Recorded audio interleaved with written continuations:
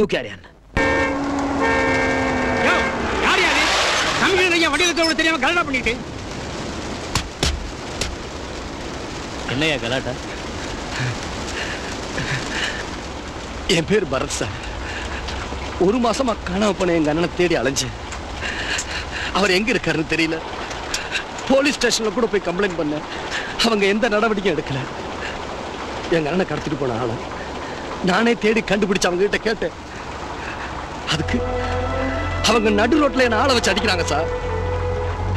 நீங்க தான் எப்படியாவது எங்க அண்ணனை அவங்க கிட்ட இருந்து காப்பாற்றணும். நடத்தி வச்சிருக்காங்க. யார் அவன்? கங்காதரன் சார். உனக்கு ரொம்ப அடிபட்டிருக்கு. ஃபர்ஸ்ட் ஹாஸ்பிட்டலுக்கு போய் உடம்பு கவனிச்சுக்க. எனக்கு இந்த அடியெல்லாம் ஒண்ணு பெருசு இல்ல சார். நீங்க என் அண்ணனை கண்டுபிடிச்சு கொடுப்பீங்களா? நாளைக்கு இந்த விஷயத்தை பத்தி டிஎஸ்பி கிட்ட பேசுறேன். சட்டப்படி நடவடிக்கை எடுப்பாரு. நடவடிக்கை எடுப்பாரா? இந்த சட்டப்படி நடவடிக்கைங்கிற பேர்ல உங்க போலீஸ் டிபார்ட்மெண்ட் செய்யற ஏமாத்து வித்தையை பார்த்துக்கிட்டு தான் இருக்கு. அங்க என் அண்ணனோட உயிர் ஊசல் அடிக்கிட்டு இருக்கு. நீங்க என்னடா சட்டப்படி நடவடிக்கை எடுப்பேங்கிறீங்க? இதோ பார் தம்பி, போலீஸ்காரங்களுக்குன்னு சில சட்டத்திட்டங்கள் இருக்கு. வீணா பெரிய மனுஷன் மேல பழிபடாது. நாளைக்கு ஏசி நடேசன பாரு. டிரைவர் வண்டி எடு.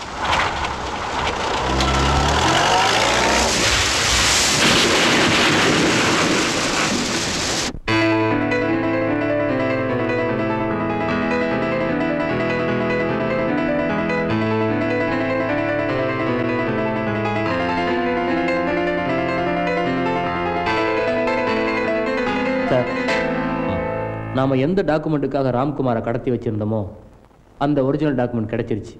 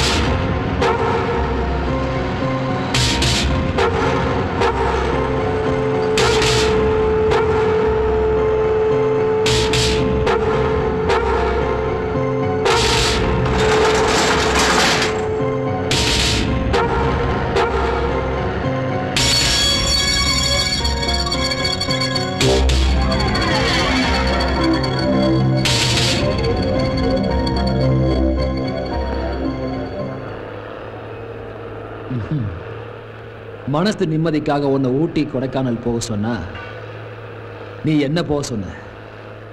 ஆனா இப்ப நீ போற இடத்துக்கு என்னால போக முடியாது.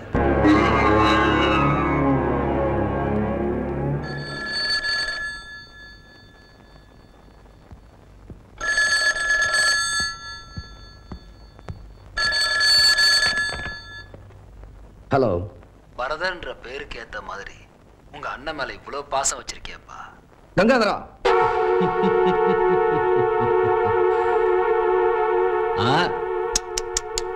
சத்தம் போட்டு பேசுறவங்களை எனக்கு சுத்தமா பிடிக்காது. எங்க அண்ணனுக்கு ஏதாவது ஒண்ணு ஆச்சு உன்னை உயிரோட எரிச்சிருவேன். எரிய போறது நானா இல்ல உங்க அண்ணன்? நானு சென்ட்ரல் பார்க்குக்கு போனதுக்கு அப்புறம் முடிவு பண்ணிக்கோ. வரேன்டா. வரேன்.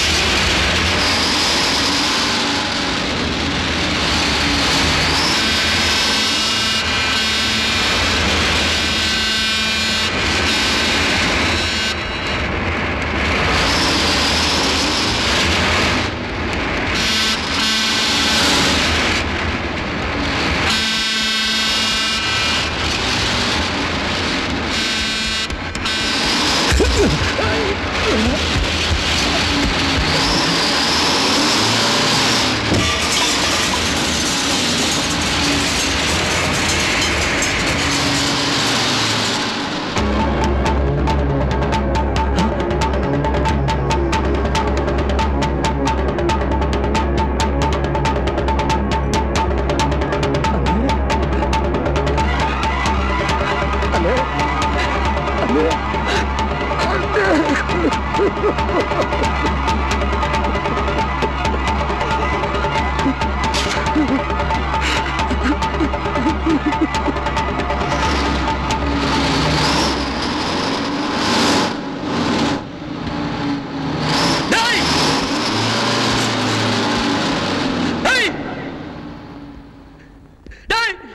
அண்ணனை கொண்டவன் எவன்டா?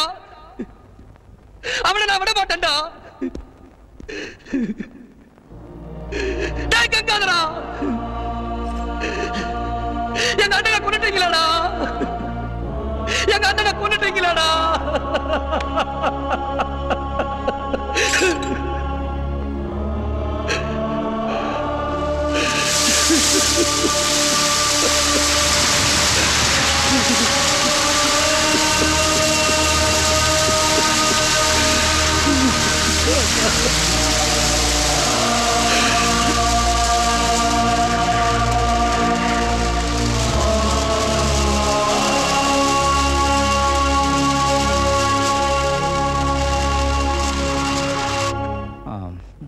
ஹலோ அங்கிள், நான் பரத் பேசுறேன். அங்கிள், அண்ணனை அந்த கங்காதரன் கொன்னுட்டான். என்னடா சொல்ற? இப்ப நான் என்ன பண்றதுன்னு எனக்கு ஒண்ணுமே புரியல அங்கிள். நான் இங்க சரியாதான் இருக்கேன். எனக்கு ஒண்ணும் புரியல அங்கிள். சரி, நீ எங்க இருந்து பேசுற? சென்ட்ரல் பார்க் பக்கத்துல. நீ அங்கேயே இரு, நான் வந்துடுறேன். டேய், எங்கேயும் போயிடாத. இங்க இருக்கேன் அங்கிள்.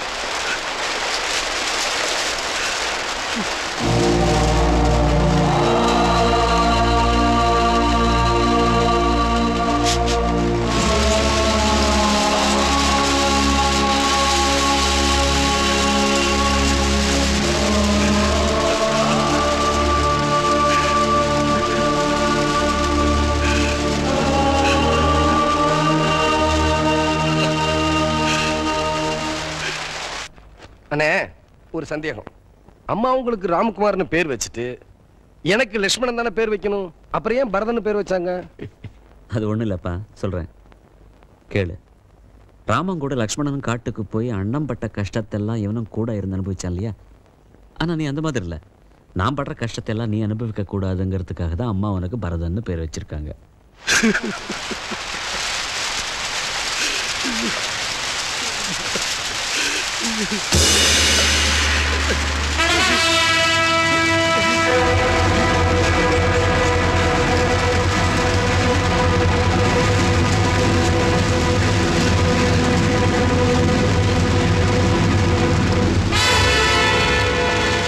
என்னையே அரெஸ்ட் பண்றீங்க?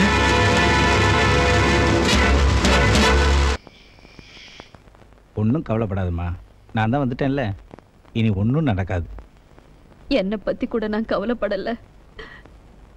அங்கே பரதன் ஜெயில என்ன கஷ்டப்படுறானோ.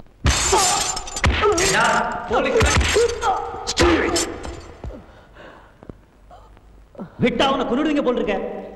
அரசாங்கம் அடிக்க சம்பளம் கொடுக்கல. அண்டர்ஸ்டாண்ட்? போங்க எல்லாம். படிச்சவனா இருக்கிற, ஏன் பைத்தியகர்த்தமா நடந்துக்கிற? பேசாம அந்த ஆண்டவன் மேல பாரத்தை போட்டுட்டு அவங்க சொன்ன மாதிரி எழுதி கொடுத்துரு. மீதியை நான் கோர்ட்ல பாத்துக்கிறேன். நல்லா ஆக்ட் பண்ற. போயா போய் ஏதாவது டிராமா கமெடியில் வேஷம் போடு, நிறைய சம்பாதிக்கலாம். நீ மட்டுமில்ல, உங்க டிபார்ட்மெண்டே ஒட்டுமொத்தமா அடிச்சாலும் தாங்கிக்கிற சக்தி எனக்கு இருக்கு. ஆனா நான் ஒரு அடி திருப்பி அடிச்சா நீங்க எல்லாரும் 6 மாசம் ஹாஸ்பிட்டல் இருக்க வேண்டியிருக்கும். இப்ப நீதான் ஹாஸ்பிட்டல் போற. உன்னை அணுவா சித்திரவதை பண்ணி அடிச்சே கொல்ல போறேன்.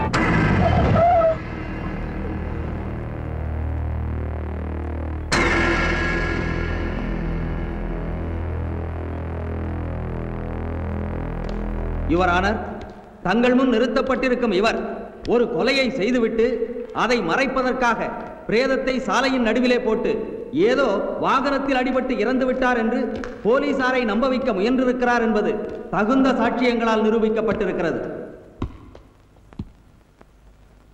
எனவே கொலை செய்த குற்றத்திற்காகவும் சட்டத்தை ஏமாற்ற முயன்ற குற்றத்திற்காகவும் இந்த நாட்டில் அநியாயங்களும் அக்கிரமங்களும் நடக்காமல் தடுக்க வேண்டும். அதற்கு இந்த நீதிமன்றத்தின் தீர்ப்பு ஒரு எச்சரிக்கையாய் இருக்க வேண்டும் என்பதற்காகவும் குற்றவாளிக்கு அதிகபட்ச தண்டனையாக மரண தண்டனை விதித்து தீர்ப்பு வழங்குமாறு கனம் கோற்றார் அவர்களை தாழ்மையுடன் கேட்டுக்கொள்கிறேன். மிஸ்டர் பரத், ராம்குமார் என்பவரை கொலை செய்ததாக உங்கள் மீது சாட்டப்பட்டிருக்கும் குற்றச்சாட்டிற்கு உங்கள் பதில்? ராம்குமார் நீங்க சொன்ன அவரு யாரோ இல்லை யுவரானர். தாயா தந்தையா இருந்து வளர்த்த என்னோட அண்ணன். யுவரானர், இந்த உலகத்துல உழைப்பால, திறமையால, பணத்தால, பதவியால வாங்க முடியாதது ஒரு தாய். அந்த தாய் எனக்கு இல்லை. ஆனா என் வாழ்க்கையில ஒரு நாளாவது அம்மா இல்லைங்கிற தவிப்பு வராம என்னை படிக்க வச்சு பண்புள்ளவனா தலை நிமிர்ந்து நடக்க வச்சவர். நான் இதுவரைக்கும் கடவுளை தேடி கோயிலுக்கு கூட போனதில்லை. என் அண்ணனத்தான்.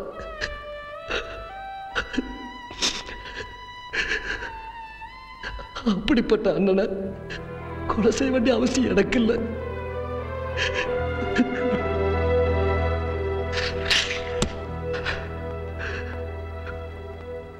இதை தவிர சொல்றதுக்கு எனக்கு எதுவும் இல்லை.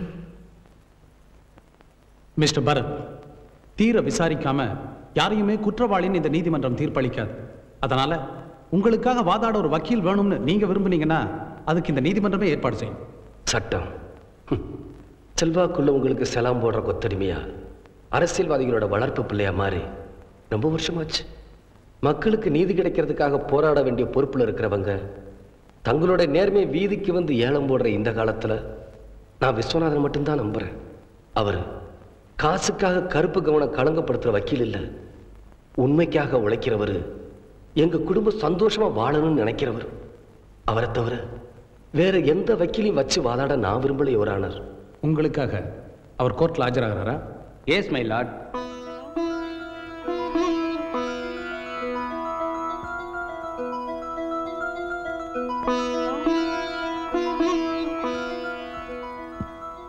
அங்கிள். யுவர் ஆனர், ஒரு வக்கீலா இருந்து நான் வாதாடுறதை விட ஒரு சாட்சியா இருந்து நான் சொல்ல போற உண்மை இந்த வழக்குக்கு ரொம்ப உதவியா இருக்கும்னு நான் நினைக்கிறேன். S, proceed.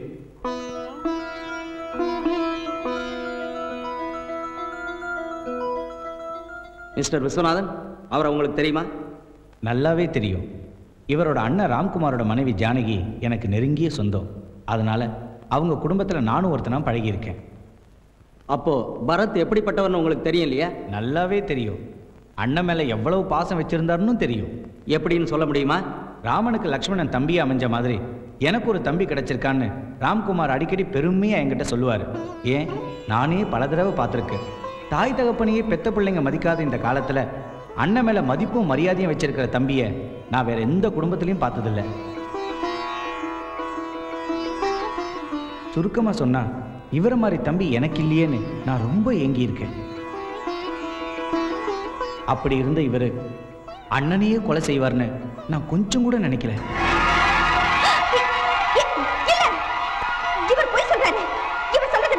Order, order, centre out. இவர் தான் கொலை பண்ணார்னு உங்களுக்கு எப்படி தெரியும்? கொலை நடந்த ராத்திரி 1 மணிக்கு அவரே எனக்கு ஃபோன் பண்ணாரு. அண்ணனை நான் கொலை பண்ணிட்டேன் அங்கிள், என்னை எப்படியாவது காப்பாத்துங்கன்னு கெஞ்சினாரு. இல்ல, இவரையும் கங்காதர வலை கொடுத்து வாங்கிட்டார். இவரை நம்பாதீங்க, இவர் சொல்றதெல்லாம் பொய். பொய்யா இருக்கணும்னு கடவுளை வேண்டிக்கிட்டு தான் நானும் அவர் சொன்ன இடத்துக்கு போய் பார்த்தேன். போனா பணத்தையும் பணத்து பக்கத்தில் அவரையும் பார்த்ததுக்கு பிறகுதான் போலீஸ்க்கு ஃபோன் பண்ணேன். காப்பாத்துங்கன்னு கெஞ்சின இவருக்கு உதவி பண்ணாம எதுக்கு போலீஸுக்கு ஃபோன் பண்ணீங்க? நான் சட்டத்தையும் நீதியையும் மதிக்கிற வக்கீல். நிரபராதிகள் தண்டிக்கப்படக்கூடாது, அதே சமயத்தில் குற்றவாளிகளை தண்டிக்காம விடக்கூடாதுன்னு கொள்கை உடையவன். அதனால தான் இவரை காப்பாற்றாம நான் உடனே போலீஸ்க்கு ஃபோன் பண்ணேன். ராமனுக்கு ஒரு லட்சுமண மாதிரின்னு நீங்க தானே சொன்னீங்க. அப்படிப்பட்ட இவரு அண்ணனை கொலை செய்ய காரணம்? அதை நான் சொல்ல விரும்பல. மிஸ்டர் விஸ்வநாத், நீங்க ஒரு நேர்மையான வக்கீல், சட்டம் தெரிஞ்சவர். உண்மையை மறைக்கிறது மிகப்பெரிய குற்றம். யுவர் ஆனர், ஒரு குற்றவாளி சட்டத்திலிருந்து தப்பிவிடக்கூடாதுங்கிறதுனால தான் இவரே கொலை பண்ணாருங்கிற உண்மையை நான் உங்ககிட்ட சொன்னேன். ஆனால் அந்த குடும்பத்தில் ஏற்பட்ட அவமானம் எனக்கே ஏற்படுற மாதிரி நினைக்கிறதுனால தான் நான் சொல்ல விரும்பல. நோ, நீங்க சொல்ல போற காரணத்தை பொறுத்து தான் இந்த வழக்கினுடைய தீர்ப்பே அடங்கியிருக்கு மிஸ்டர் விஸ்வநாத். எதுவானாலும் உண்மையை நீங்க சொல்லியே ஆகணும். அதை சொல்றதுக்கே என் நாக்கு ரொம்ப கூசுது. எந்த புருஷன் தான் தான் பொண்டாட்டி இன்னொருத்தனோட தொடர்பு வச்சுக்கிறத பொறுத்துக்குவான்? என்ன சொல்றீங்க? கொஞ்சம் விளக்கமா சொல்லுங்க. இந்த கொலகார பாவி தான் அண்ணியையே வச்சிருந்தான்.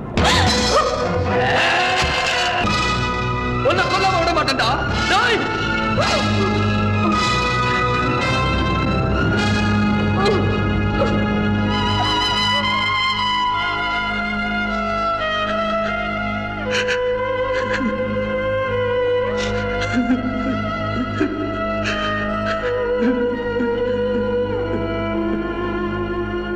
இந்த வழக்கில் இதுவரை விசாரித்த சாட்சிகளை வைத்து பார்க்கும்போது பரதன் தான் ராம்குமாரை கொலை செய்திருக்கிறார் என்பது தகுந்த ஆதாரங்களுடன் நிரூபிக்கப்பட்டுள்ளது. எனவே குற்றவாளி கூண்டில் இருக்கும் பரதனுக்கு இபிகோ 302வது செக்ஷன் படி மரண தண்டனை விதித்து இந்த நீதிமன்றம் தீர்ப்பளிக்கின்றது.